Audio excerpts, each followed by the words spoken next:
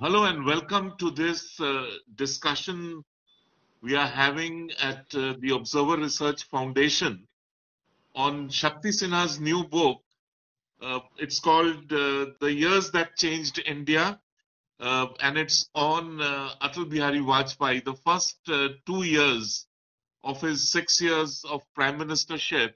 And these 2 years would actually include the 13 days government which he headed in 1996.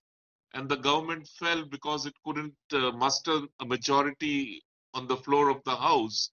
But that government will also be remembered for a historic speech made by Atal Bihari Vajpayee. So this is the book, and this is what we are going to talk about today. I have with me the author of the book, Shakti Sinha. He was very uniquely placed. He was the secretary to the prime minister during those 13 days and then later 13 months of Mr. Vajpayee's government. And he saw from very close quarters some very historic moments of that government. One of them, of course, was Pokhran-II, the nuclear tests. And subsequently, the other big event was the Lahore Bus Yatra. And after that came the Kargil war. I also have with me senior journalist Shekhar Gupta. He was a very close observant of those days. And I remember meeting Shekhar more often during those times than otherwise I would get to meet him.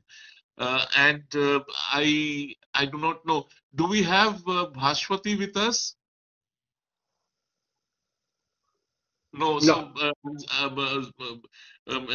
our other speaker couldn't join us because of technical issues. I will begin with. I do not wish to say much because since I was also very intimately involved with both Mr. Vajpayee and his government, so whatever I say would be biased.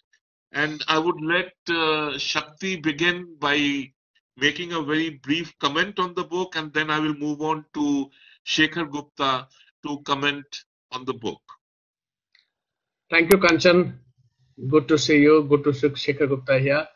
I'll be very, very brief because we are running behind schedule. Basically, this book I wrote for two reasons.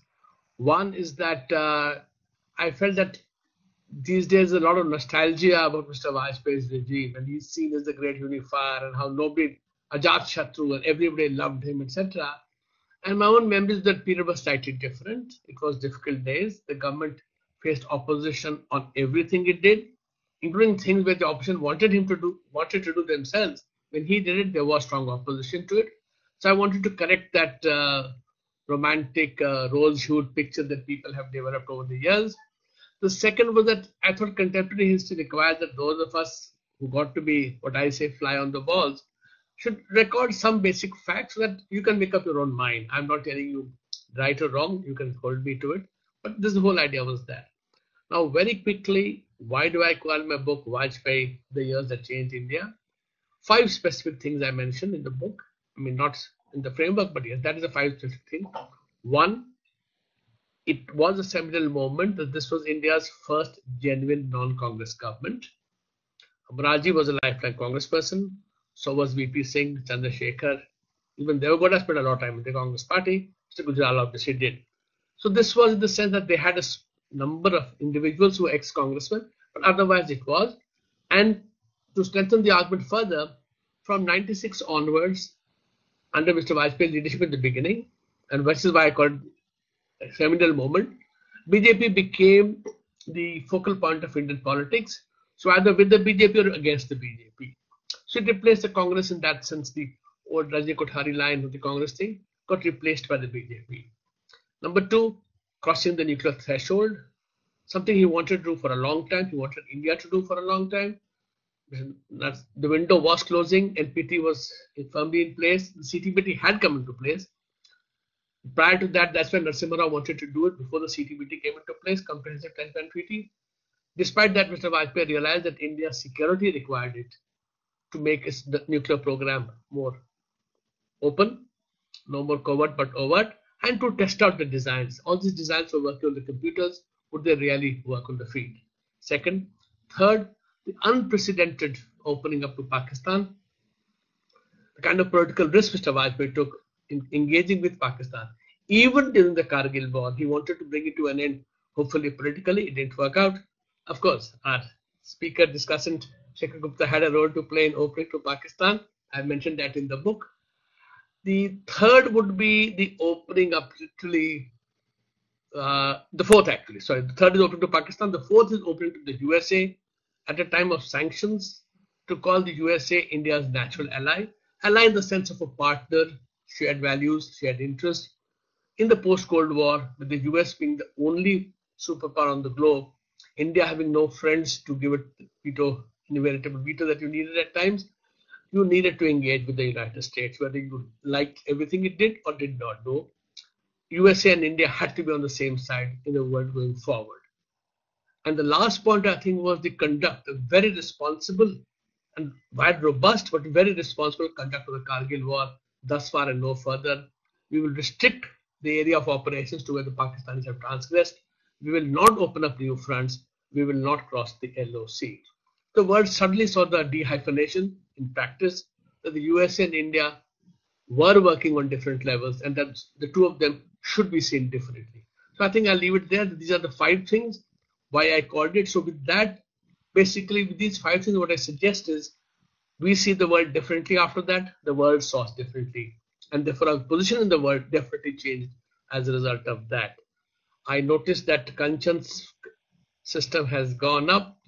So I think I'll leave it to Shekhar Gupta to now take it over from here. And both of us will conduct a dialogue hopefully by the time Kanchan comes back. Shekhar, over to you. So, thank you. It's been wonderful hearing you. And I have to say that, one has to hail your book. I have to hail your book, not just because I have known you for a very long time and you are a friend, but because I am a journalist. Journalism is history in a hurry, and journalists cannot be, all of India's contemporary history can't be trusted with journalists. So either academics have to research it. So it's a good thing that we recently had a book by an academic about Mr. Vajpayee, in a way about Mr. Vajpayee, by Vinay Sitapati, Jugalbandi. And this is a book from somebody who worked closely with Mr. Vajpayee. So this is contemporary history, and this is, I would say, this is gold. Because somehow I find that even when I spend time in libraries, I studied science in college, but spent most of that time in the library reading contemporary political history and military history. I found that we have the 60s much better recorded in India than the 70s, and then the 70s are much better recorded than the 80s. So it does look like the genre of contemporary history writing by players has declined. And there can be many reasons in Shakti. You should answer some of those as to why this has happened. And I see other civil servants also on this group. They should answer it. But why is it that in civil service, also in military service, people were much more willing and much more eloquent earlier, and somehow that talent declined. So if you look at even military history, 62 war is our best documented war. I mean, is it because wars that you lose make you more emotional, so you write better? But there are all sides there. There is B.M. Kaul, there is J.P. Dalvi, there is B.N. Malik, everybody's there. So now I'm very happy and I'm grateful that this trend is coming back. Because these are not just, these are the 50 letters I exchanged with Mr. Vajpayee, or these are the 10 articles I wrote about Mr. Vajpayee. This is a genuine account. And I would say that this is also, since this is about the book, not about what I think about Mr. Vajpayee, the other important thing here is that this is not a book that is settling any records straight or that is settling any scores, nor is it a job application. Because we've seen some of those. For example, we've seen a book coming out of, say, Manmohan Singh's PMO, which was a little bit of each of these. So this is not a kiss and tell. This is a valuable book for journalists, for historians, for others who will follow Indian politics. Because again in the 60s, 70s, up to Charan Singh, I would say, politicians left their archives. Charan Singh's archives, it's sort of counterintuitive, given the reputation that the urban English medium press had given him. But the fact is, his archives are so comprehensive that Paul Brass is producing volume after volume of work on Charan Singh's life and his thoughts.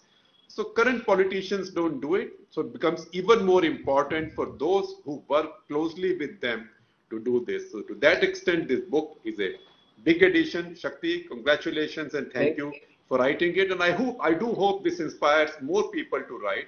And some can agree, some can disagree.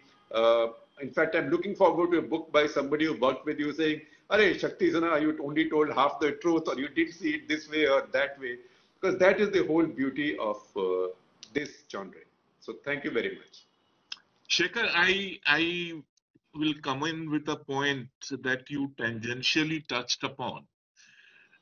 Often political memoirs in our country, whether written by the main players or those who have a ringside view, they are not very honest.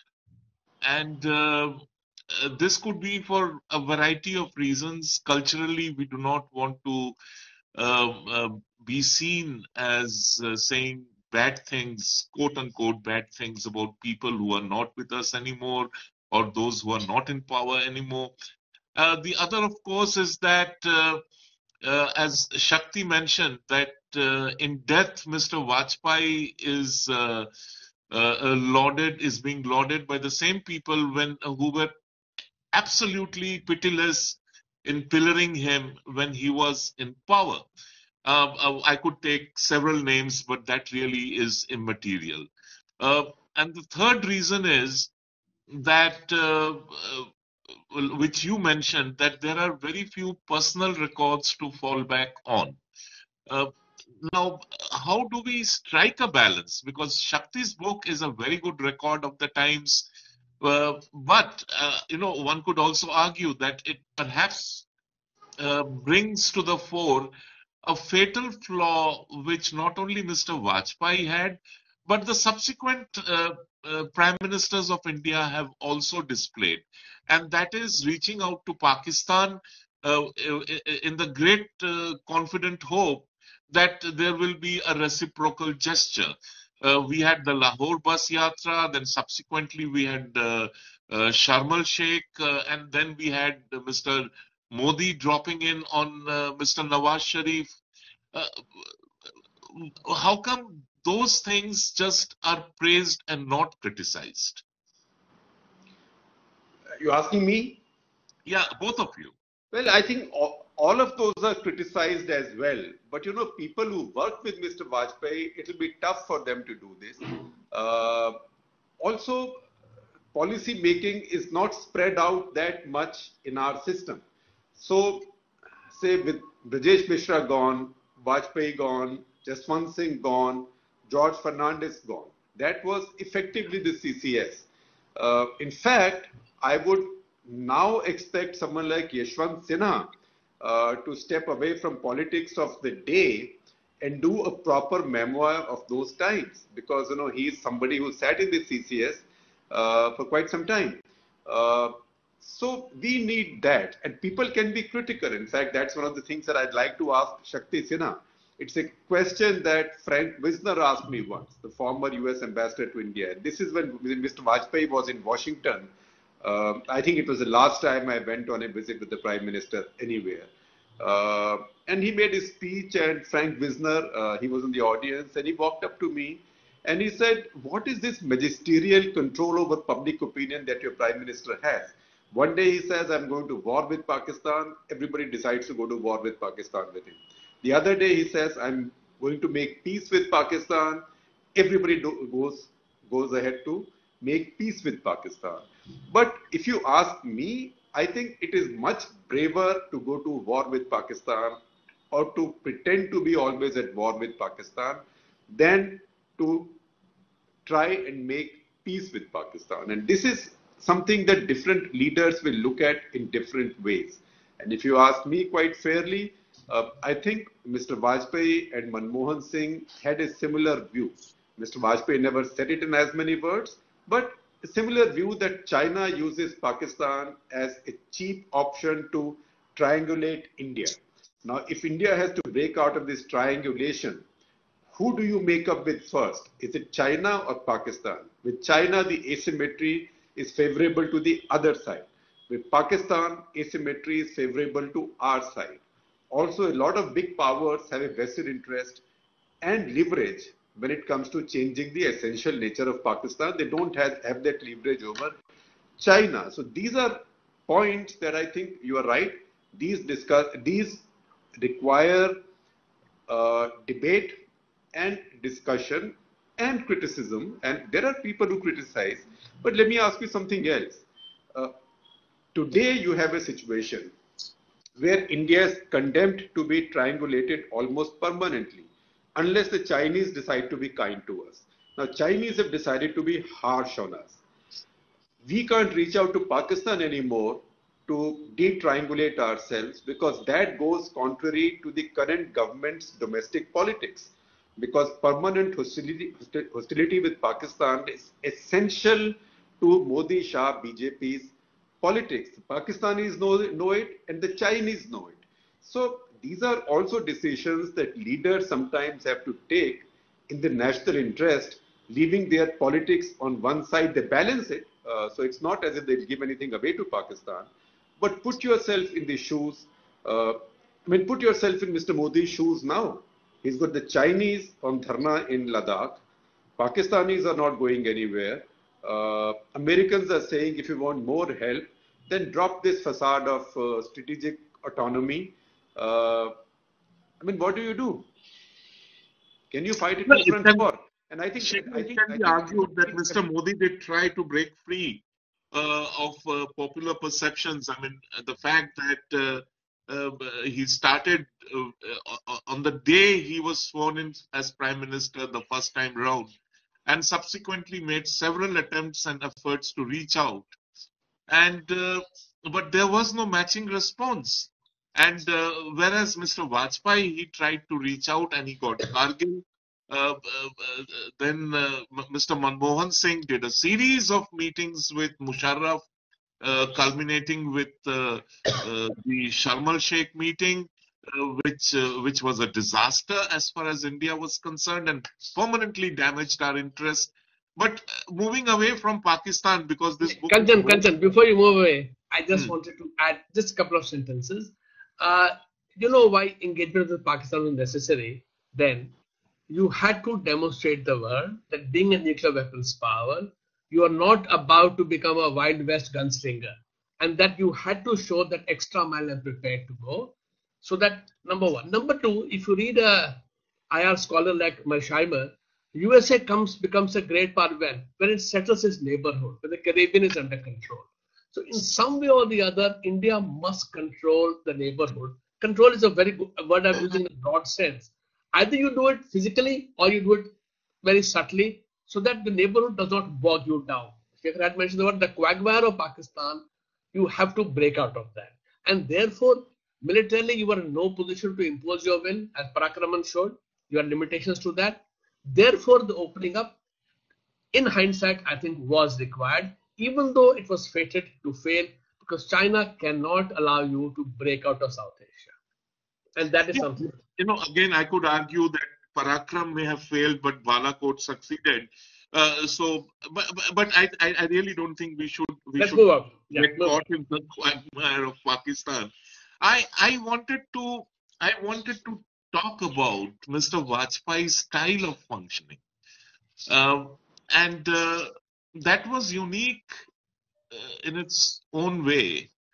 I don't know whether Shekhar remembers, but I would often be asked by Mr. Brajesh Mishra.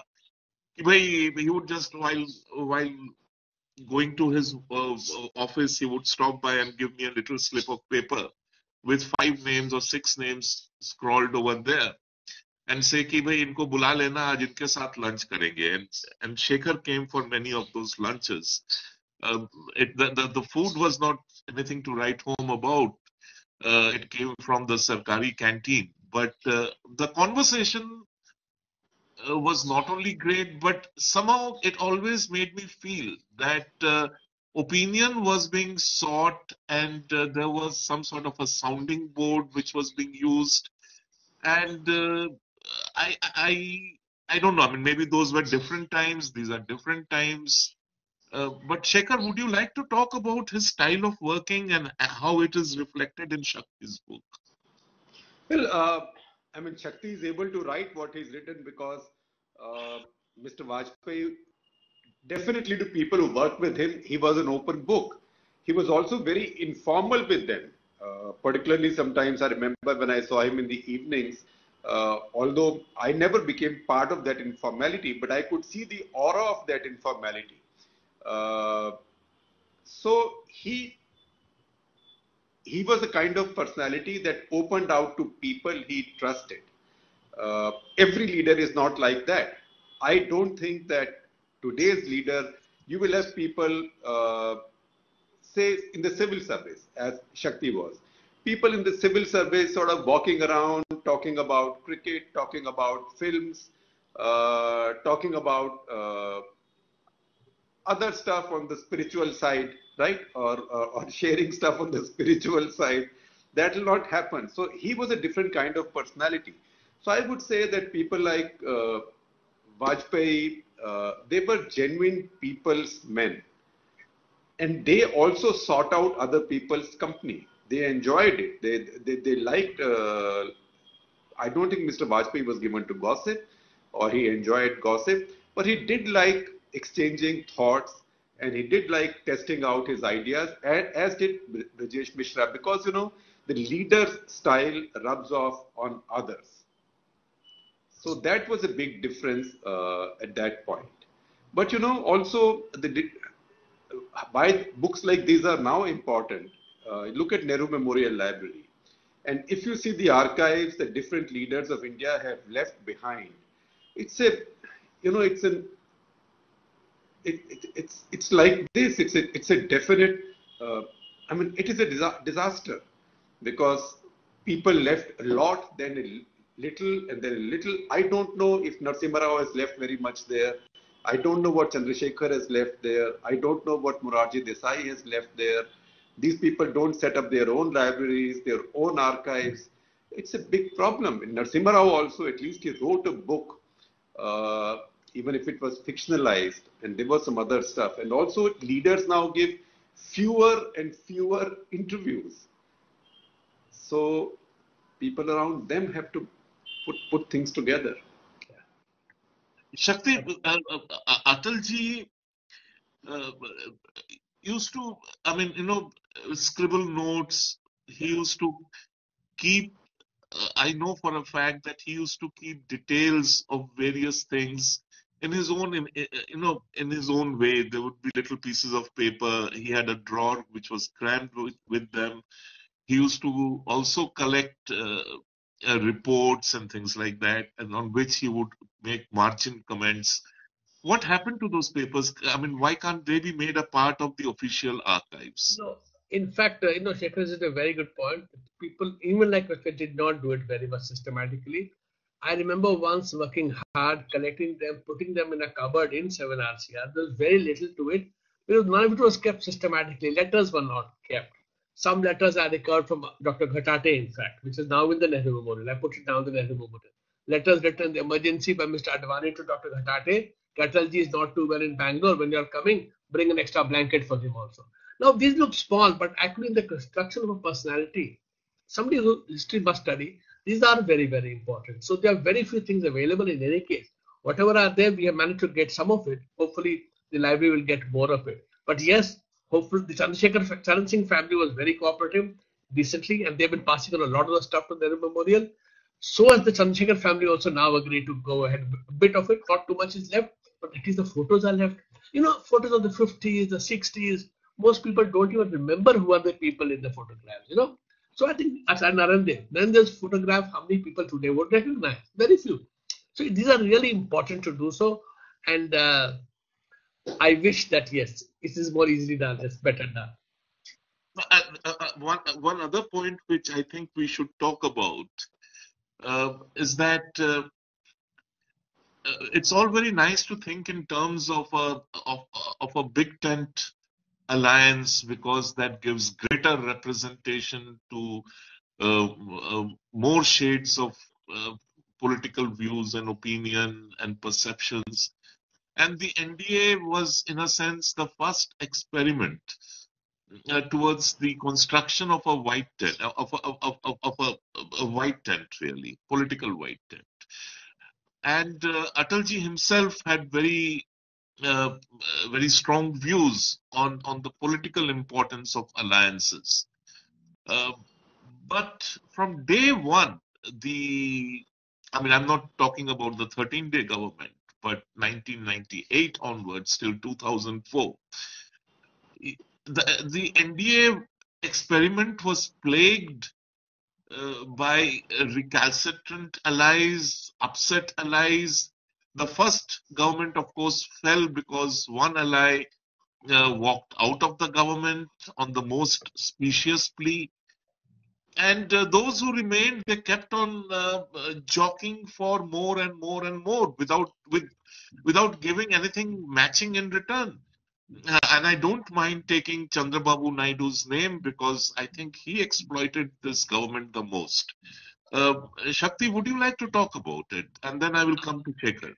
In fact, I write in the book that in terms of pressure put on the government, Chandrababu Naidu was no less than Jayalalitha or Mamta. It was very strong in the meetings, especially pillaring the finance ministry. He was very, very tough on that.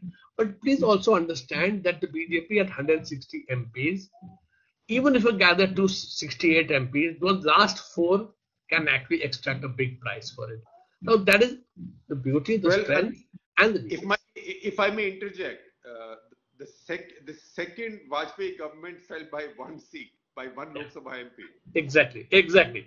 So, and please also understand that Mr. Vajpayee grew in a time where the Janasangh philosophy, the Sangh philosophy, was not only a minority one, but completely considered outside the mainstream. They were ridiculed all the time. So therefore, the need to reach out. Janasangh was not present. They might have their annual sessions in Cochin, but there are no representation outside this greater North India and bit of Maharashtra, right? And therefore, the need to make yourself known in the different regions of India was very, very important. I'm not going into the reasons and the justifications. But the government have existed without the alliance. Simple point. Atalji is credited with formulating this phrase, coalition dharma of coalition politics. But it was, and starting from there onward till the fall of the second UPA government, it has always been a dharma of coalition politics. So why do we keep on extolling something which really hasn't served India well?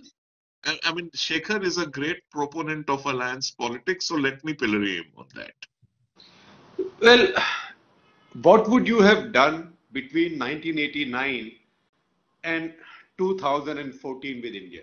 That is 25 years. Those 25 years are years of coalition politics in India. So you had completely disastrous coalitions. You had what I used to call daily wage coalitions. You had VP Singh, then Chandrasekhar, then Narasimha Rao, not a coalition but a minority government. That itself was quite exposed to pressures and pushes and stuff like that. Needed Chandraswamy's help besides other people's. Then you had the several, you had Gowda, you had Gujral, you had the 3 Vajpayee coalitions, 13 days, about a year, and then about 4.5 years. And then you had UPA coalitions. Now you see that with the passage of time, each coalition got less worse than the first one. So people learned to live with it, and also coalition partners figured that, okay, I will get my own interest looked at, but I will not interfere in the big decisions. And that's where, say, Mr. Vajpayee followed the principle of keeping the CCS in control, although he had one outsider in the CCS, that is George Fernandes. But I do know that, from what I understand, that he had advised his successors that keep the CCS fully within your own party, that is the Congress party. And in the 10 years that UPA was in power, CCS was purely the Congress. They did not take anybody from outside, but no coalition partner also made it a take it or leave it deal that I want to have one of the CCS positions. So this is how coalition dharma is not just on the part of the party or the leader leading the coalition. Coalition dharma is also on the part of the partners in a coalition. So I think Indian politics matured greatly, and because Indian politics matured, coalitions came up. Other parties who would have never touched the BJP came close to BJP, learned to work with them at the center and in the states, and ultimately led to the larger legitimization of BJP and the Sangh Parivar as well. So that 25 years was a transitional phase. Did we want complete anarchy in those 25 years? Because for those 25 years, India was not willing to vote for one party. Well, some mischievous, you referred to an outsider who was an insider because he was the only outsider in the CCS. A lot of mischievous people used to say that he is more insider than many of the insiders. I will not go into the details. No, I'm also not going into that. I'm just telling you that these are skills that people learn from experience. Yeah. Remember, when VP I Singh see built that a Lakshmi Puri is here with us. No, hang on. No, when VP Singh built a coalition, his home minister was Mufti Muhammad Saeed. Yeah. Yeah. And we know what happened after that. And that coalition was backed by the BJP from outside. So coalition politics matured over time. I see that Lakshmi Puri is with us. Can you hear me, please? Yes, she can hear you, I'm sure. No, if she can switch on the camera, I would like to ask her something. I don't.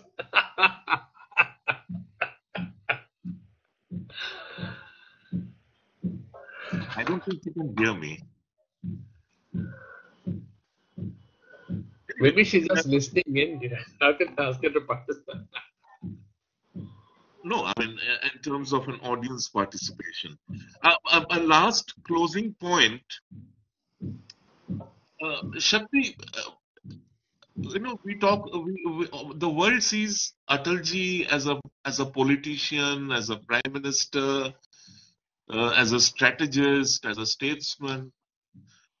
But there was also Atalji, the person, and my memories about him as a person outweigh my memories of him as a politician. The genuine kindness which he had, the genuine affection which he could show, and a lot of that got reflected in his decision-making process. And that is something, unfortunately, few people either recall or remember or write about.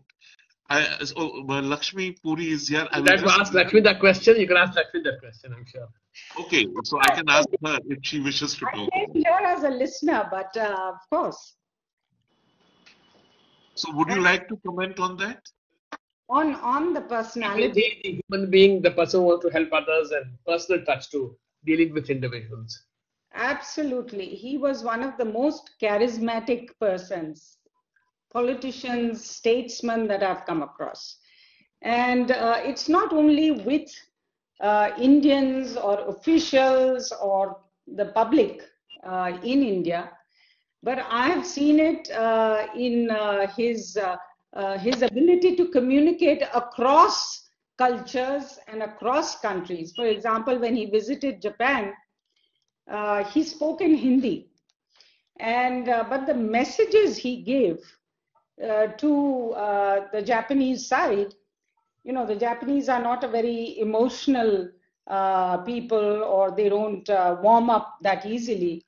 But the way he communicated with the Japanese side, I was taken aback, because they came back and said that we have never seen a leader like this, who can communicate with us and who can make us part of him in such a effective way. For example, he said, the friendship between India and Japan is, because we used to export iron ore and we used to import steel. So he says that the friendship between us is as strong as that of steel. So, he had a way with words, and those words were well spoken, eloquently spoken, but also always seemed heartfelt. And that was his great charm and charisma. That's it. Shekhar, would you like to weigh in on that?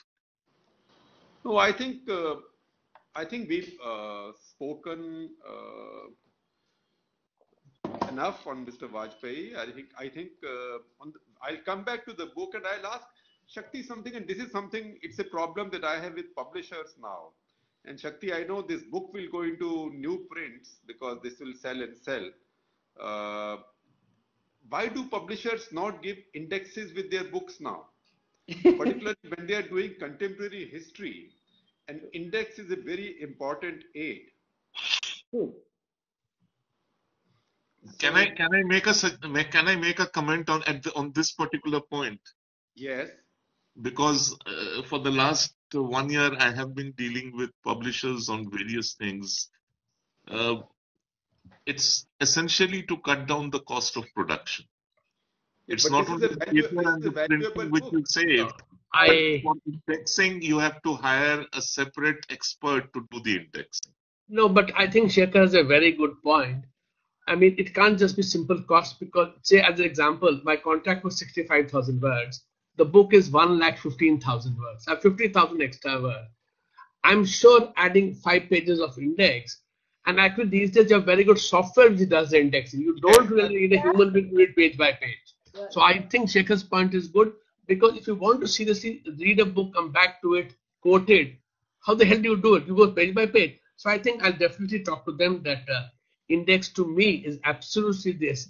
I mean, I look at the book, I read the bibliography and the index before I actually read a book. So I think it's a very valid point, and for the next round, I'll definitely tell them that this is like now. Lakshmi talked about what he said in Japan. Now I don't know if unless I've read the whole book, I wouldn't know if you mentioned that in the book or not. Normally, I would have gone to the index and seen Japan, and if I found Japan, I will go there. It's a very important aid, because no, I'm not saying it to flatter you. This is an important book. Absolutely. So little is written these days, and you've written it without, you are not settling any scores or giving any message. As I said, this is not a job application. It's a genuine book, so that's why it has value. And no agenda, as you said. Agenda, yes. No agenda, yeah. But to set the historical setting correct. Exactly. But as I said, I made it very clear. It's not a hagiography. I'm not saying that everything was correct. It's not. But one thing I want to add, actually, in the sense that, we don't study people as politicians enough. I was just explaining to somebody, possibly Jawaharlal Nehru is seen in every light except as a politician. And if you look at the way outmaneuvered Purushottam Das Tandon from the Congress presidentship and other things, I think we should actually look at these people as politicians also. In a democracy, political processes are really important. Mm-hmm. We must know how they work, Well, that is precisely the point. I mean, we never saw our leaders as politicians, but in Atalji's case, he was constantly seen as a politician and not as the person behind the politician. And that somehow rankles with me, because yours is a great book. Vinay Sitapathi's book is an interesting book. And there have been other couple of publications in Hindi. And they were all focused on the politics of the person, but not on the person behind the politics and how that person or the person's personality influenced his politics. I am afraid, I'm sorry we started late, but I mean, that was because of stuff which was not in our control. Shekhar has to go. He has another appointment. I have another live conversation. I have Rakesh Junjunwala on our off the cuff. Okay. Okay. May I just say something on this Pakistan policy, you know, because I used to be on the Pakistan desk decades ago, early 80s. But I think one of the things that one could say about, you know, because you asked that there is, I think Shekhar raised this point, that whereas Prime Minister Vajpayee made it a particular mission to mend relations with Pakistan, and you know there was betrayal. In some ways, didn't it kind of, as they say, burn any initiative, future initiative of leaders? And even when Prime Minister Modi began with inviting the SAARC heads of state, and you know, began his initiative with the Pakistani leaders, democratically elected leaders, and then when he saw the setbacks, I think it is not so much that this government wants not to have, as Shekhar seems to imply, that it is part of an ideology to be adverse to Pakistan. I didn't say ideology. Just let me finish. But it seems to be more about how we have been thwarted and betrayed every time we have tried to make, because of, we all know, the structural issues on the Pakistani side, institutional issues, the ISI and the military and the whole ideology. So it's more on their side rather than on our side. And I entirely agree with you that it would be much easier to have a modus vivendi with Pakistan than with China to break that triangulation. Just wanted. But and to which I would just add another point to Mr. Vajpayee and Mr. Jaswant Singh, to a great extent, goes the credit of dehyphenating India and Pakistan. And since then, we have been spared the burden of carrying the Pakistan tag with us on international forums. Thank you, everybody. Thank you for joining us for this conversation. Thank you, Shakti. Thank you, Shekhar. And thank you, Lakshmi. Thank you, Kanchan. Thank you, Shekhar. Thank you, Lakshmi. Thank you, Kanchan, and thank you, Shakti, most of all. And a great book.